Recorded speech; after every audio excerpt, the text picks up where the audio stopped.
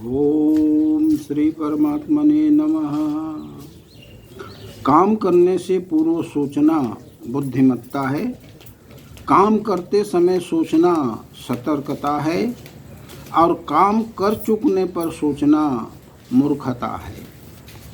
तो प्रिय श्रोतागण, आज हम श्रीमद् भगवद गीता के प्रथम अध्याय के 12वें श्लोक से अध्ययन आरंभ करते हैं।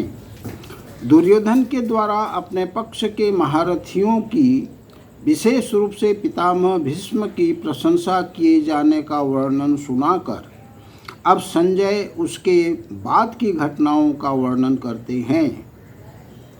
तस्य संजनयन हर्षम कुरु वृद्ध पितामह सिंहनादम विनद्यश्च शंखम दद्मो प्रतापवान। कौरव में वृद्ध बड़े प्रतापी पितामह भीष्म ने उस दुर्योधन के हृदय में हर्ष उत्पन्न करते हुए उच्च स्वर से सिंह की दहाड़ के समान गरज कर शंख बजाया। यहाँ प्रश्न उठता है कि इस श्लोक का क्या भाव है। पितामह भीष्म ने जब द्रोणाचार्य के पास खड़े हुए दुर्योधन को पांडव सेना देखकर चकित और चिंतित देखा, साथ ही यह भी देखा कि वे अपनी चिंता को दबाकर योद्धाओं का उत्साह बढ़ाने के लिए अपनी सेना की प्रशंसा कर रहे हैं और द्रोणाचार्य आदि सब महारथियों को मेरी रक्षा के लिए अनुरोध कर रहे हैं, तब पितामह ने अपना प्रभाव दिखलाकर उन्हें प्रसन्न करने और प्रधान सेनापति की हैसियत से समस्त सेना में युद्धारंभ की घोषणा करने के लिए सिंह के समान दहाड़ मारकर बड़े जोर से शंख बजाया। ततः शंखाश्च धैर्यश्च पणवानक गोमुखा सहसैवाभ्यहन्यत स शब्दस्तुमुलो अभवत।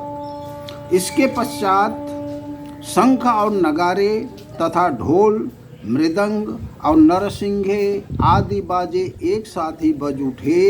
उनका वह शब्द बड़ा भयंकर हुआ। इस श्लोक का क्या भाव है। भीष्म पितामह ने जब सिंह की तरह गरज कर और शंख बजाकर युद्धारंभ की घोषणा कर दी, तब सब ओर से उत्साह फैल गया और समस्त सेना में सब ओर से विभिन्न सेना नायकों के शंख और भांति भांति के युद्ध के बाजे एक ही साथ बज उठे। उनके एक ही साथ बजने से इतना भयानक शब्द हुआ कि सारा आकाश उस शब्द से गूंज उठा। इसके बाद धृतराष्ट्र ने पूछा था कि युद्ध के लिए एकत्र होने के बाद मेरे और पांडु के पुत्रों ने क्या किया। उसके उत्तर में संजय ने अब तक धृतराष्ट्र के पक्ष वालों की बात सुनाई। अब पांडवों ने क्या किया उसे 5 श्लोकों में बतलाते हैं। ततः श्वेतैर हर्यैर्युक्ते महति स्यन्दने स्थितो माधव पांडवश्चैव दिव्यो शंखो प्रदद्मतु। इसके अनंतर सफ़ेद घोड़ों से युक्त उत्तम रथ में बैठे हुए श्री कृष्ण महाराज और अर्जुन ने भी अलौकिक शंख बजाए। इस श्लोक का क्या भाव है। रथ पर विराजित भगवान श्री कृष्ण और वीरवर अर्जुन ने जब भीष्म पितामह सहित कौरव सेना के द्वारा बजाए हुए शंखों और अन्य रणवाद्यों की ध्वनि सुनी, तब इन्होंने भी युद्धारंभ की घोषणा करने के लिए अपने अपने शंख बजाए।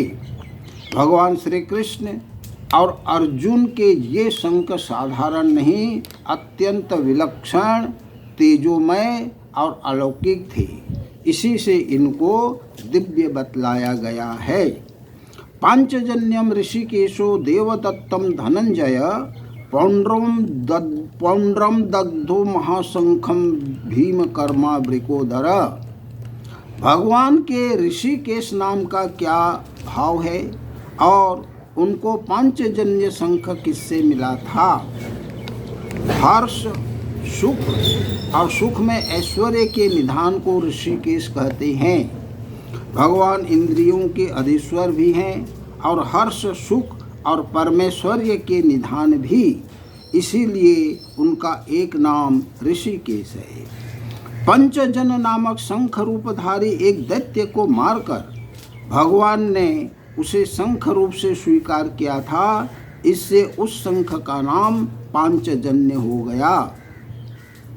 अर्जुन का धनंजय नाम क्यों पड़ा और उन्हें देवदत्त शंख कहाँ से प्राप्त हुआ?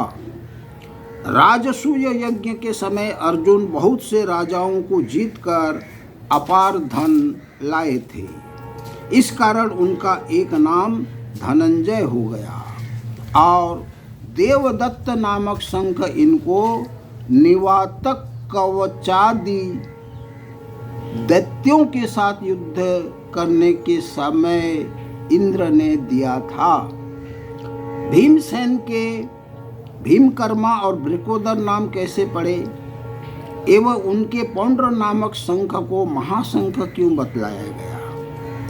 भीमसेन बड़े भारी बलवान थे।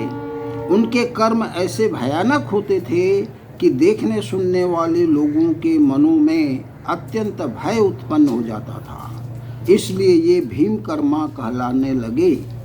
इनके भोजन का परिमाण बहुत अधिक होता था और उसे पचाने की भी इनमें बड़ी शक्ति थी, इसलिए इन्हें वृकोदर कहते हैं। उनका शंख बहुत बड़े आकार का था और उससे बड़ा भारी शब्द होता था, इसलिए उसे महाशंख कहा गया है।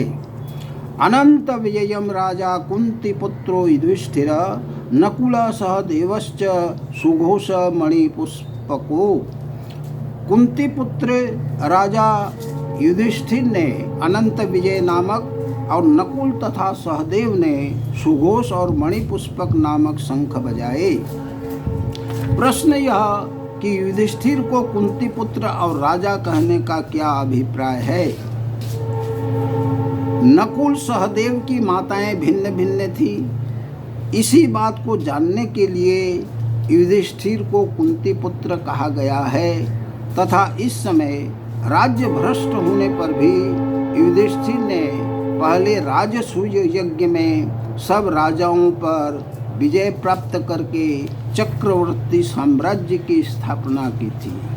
संजय को विश्वास है कि आगे चलकर वे ही राजा होंगे और इस समय भी उनके शरीर में समस्त राज चिन्ह वर्तमान हैं, इसलिए उनको राजा कहा गया है। तत्पश्चात